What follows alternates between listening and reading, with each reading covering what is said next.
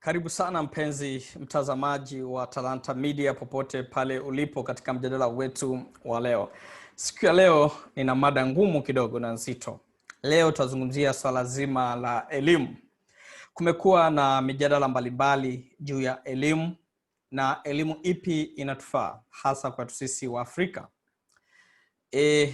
Kuna message moja ilikuwa inazunguka inaonesha namna ambavyo tulikuwa tunajifunza kuzitaja sehemu za panzi na kumchora panzi.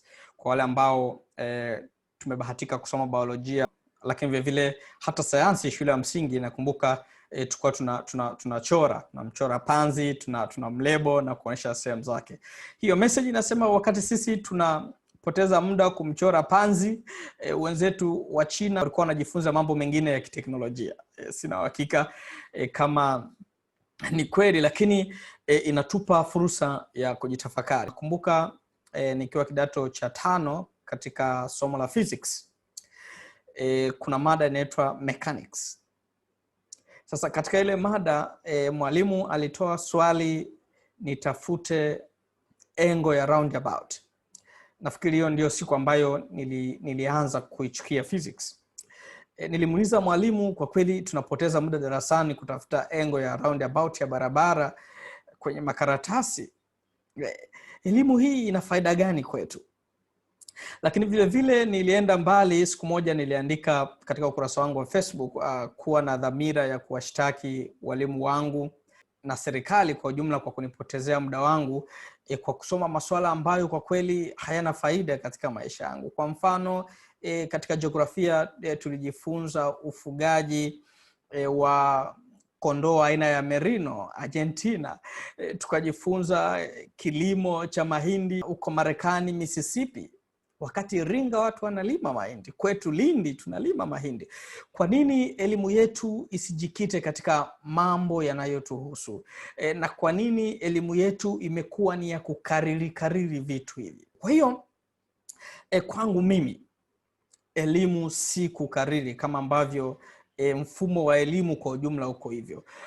Tunaweza kusema kwamba labda ni Tanzania tu au ni Afrika tu, lakini huenda dunia nzima kwa kiwango kikubwa mfumo wa elimu uko wa namna hiyo.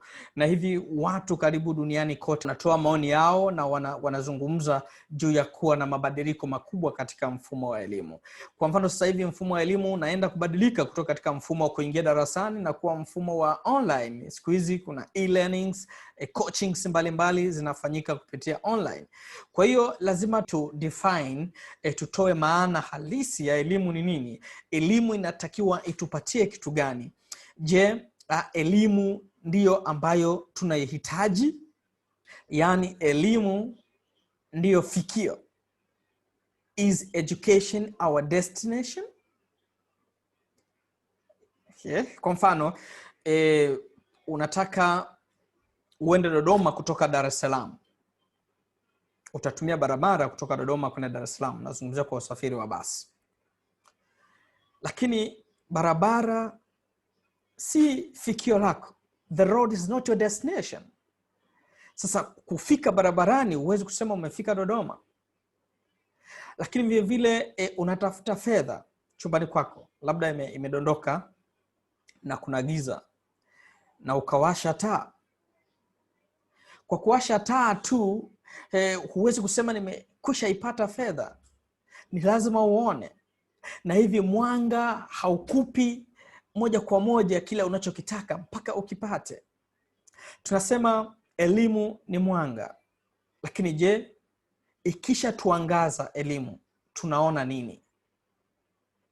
Tunasema elimu ni ukombozi. Je, ukombozi ni kuwa katika hali gani? Unaposema mtu huyu amekombolewa, ni kuwa katika dhana ipi? Tunasema elimu ni ufunguo wa maisha. Ndiyo, elimu ni ufunguo wa maisha. Lakini je, nani anatuonesha kufuli? Au ukishapata ufunguo tu unaweza kufungua kufuli lolote? No, haiko hivyo. Ni lazima uwe na kufuli. Ni lazima ufunguo ulio nao ufungue kufuli hilo. Ndipo unaweza kufungua kufuli. Na dhana halisi ya elimu kuwa ufunguo wa maisha inaweza kupatikana katika dhana hiyo. Lakini vinginevyo bado tunakuwa na ufunguo. Wengi wana ufunguo wa degree, wana ufunguo wa masters, wana ufunguo wa PhD, lakini hawana makufuli ya kufungua. Kwa lazima tunahitaji mjadala mzito juu ya elimu, hasa vijana.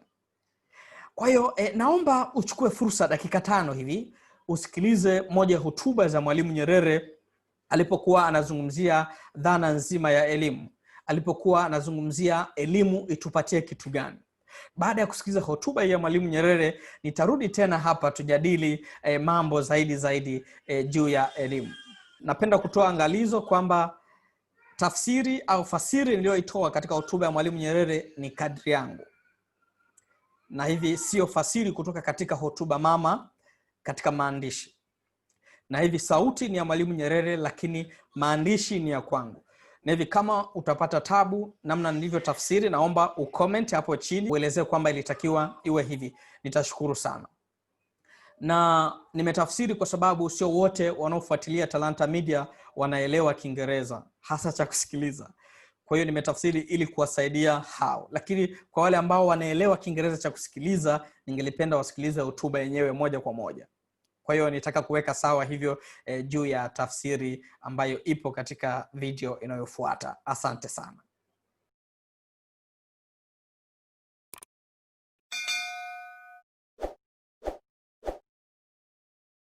It is true that in the third world we talk a great deal about economic development, about expanding the number of goods and services and the capacity to produce them. But the goods are needed to serve men. Services are required to make the lives of men more useful, more easeful, and more fruitful. Political, social, and economic organization is needed to enlarge the freedom and dignity of men.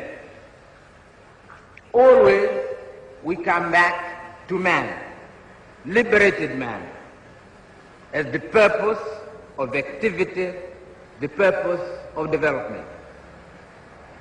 But man can only liberate himself or develop himself. He cannot be liberated or developed by another. For man makes himself. It is his ability to act deliberately for a self-determined purpose which distinguishes him from other animals. The expansion of his own consciousness and therefore of his own power over himself, over his environment and his society must therefore ultimately be what we mean by development. The same is true of education. Its purpose is the liberation of man from the strains and limitations of ignorance and dependence. Education has to increase men's physical and mental freedom, to increase their control over themselves, their own lives, and the environment in which they live. The ideas imparted by education or released in the mind through education should therefore be liberating ideas. The skills acquired by education should be liberating skills. Nothing else can properly be called education. Any teaching which induces a slave mentality or a sense of impotence is not education at all. It is an attack on the minds of men. This means that adult education has to be directed at helping men to develop themselves. It has to contribute to an enlargement of man's ability in every way. In particular, it has to help men to decide for themselves, in cooperation, what development is. It must help men to think clearly. It must enable them to examine the possible alternative courses of action, to make a choice between those alternatives in keeping with their own purposes, and it must equip them with the ability to translate their decisions into reality. The personal and physical aspects of development cannot be separated. It is in the process of deciding for himself what is development and deciding in what direction it should take his society and implementing those decisions that man develops himself. There is another aspect to this. A man learns because he wants to do something.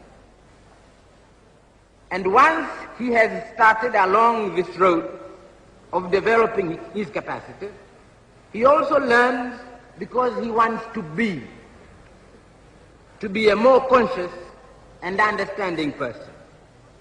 Learning has not liberated a man if all he learns to want is a certificate on his wall and the reputation of being a learned person, a possessor of knowledge.